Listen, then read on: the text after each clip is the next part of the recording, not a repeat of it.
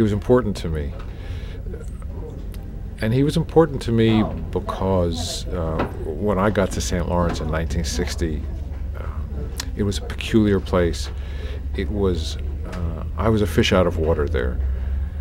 And he was the first faculty member, the first professor who made me feel that I had a place. A working class child of a depression. He was a Democrat, he was an egalitarian, he was tolerant, he liked people who were different.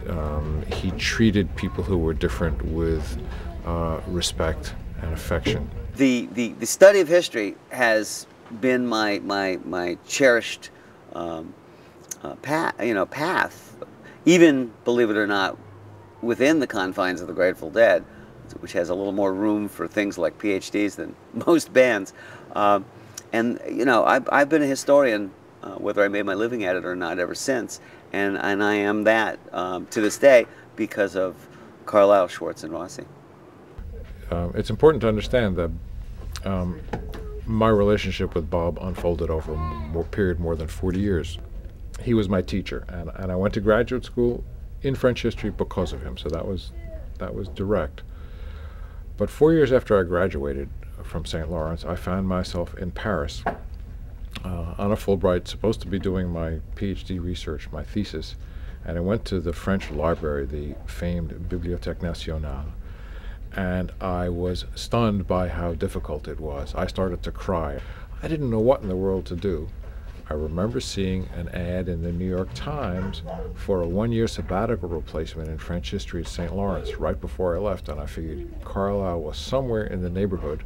I didn't know. We had not been in touch. I wrote him a letter.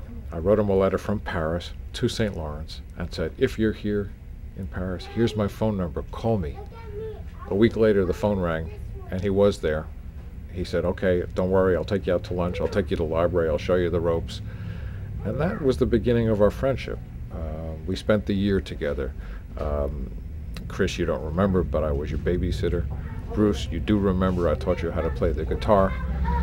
We would go to the park together. He and Sue and my wife and I would go to these 6-hour lunches. He taught me all about the sort of good life of France. From that point on,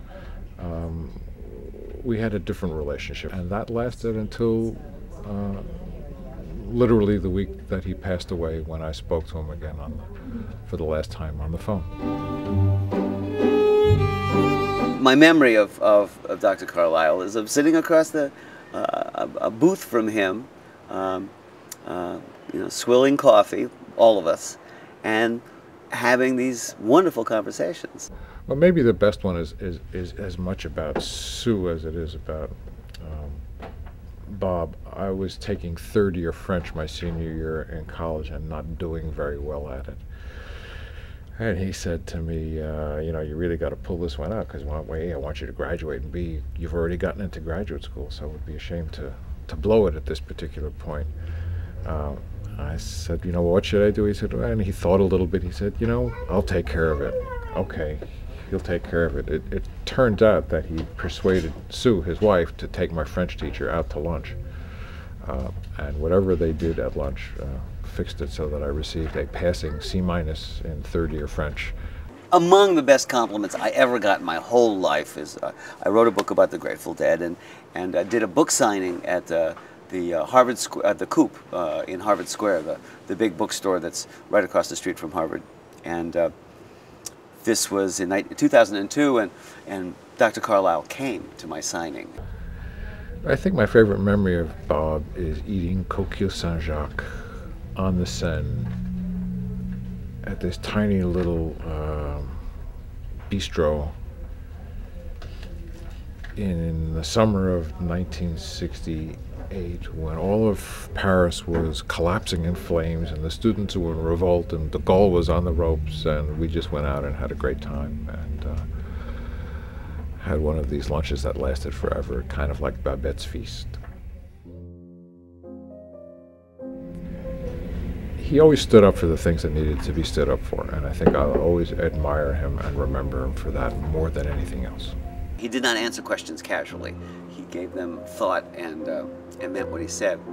So he is among my fondest memories.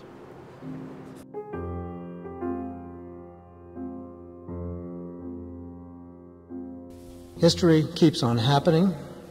It keeps on happening to us, and it is as vital a force in shaping our futures as it has been in making our present and our past.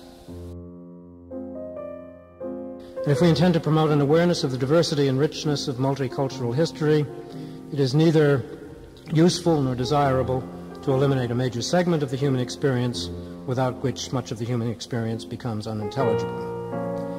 It was Karl Marx who said that the philosophers have only interpreted the world.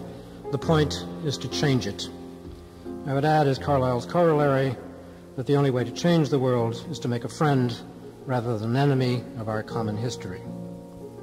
Thank you for your attention. Now I'm history. I'm out of here.